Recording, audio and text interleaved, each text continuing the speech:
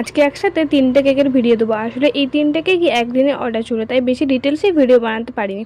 ছোট ছোট ক্লিপ নিয়েছি, তাই ভাবলাম সবগুলো ক্লিপ নিয়ে একসাথে বানিয়ে দিই।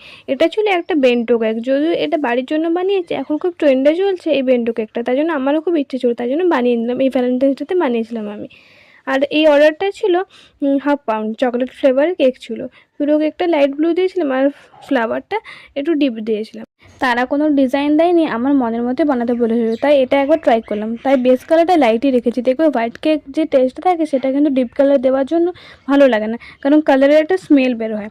কেকটা পুরো কমপ্লিট হয়ে গেছে। উপর থেকে একটু সুগার বল ছড়িয়ে দিয়েছি আর এই গোল্ডেন সোলার বলগুলো লাগিয়ে দিচ্ছি। তারপরে বার্থডে টপার লাগিয়ে দিলাম। তো এটা কমপ্লিট হয়ে গেছে, এটাকে ফ্রিজে সেট হতে রেখে দেবো। পরের কেকটার জন্য একদমই ভিডিও করার টাইম ছিল না, কারণ সেদিন আবার সরস্বতী পুজোও ছিল। তাই পুরো কমপ্লিট হওয়ার পর কেকটা আমি তোমাদের সঙ্গে শেয়ার করলাম। কেকগুলো কেমন হয়েছে অবশ্যই কিন্তু কমেন্ট করে জানিও।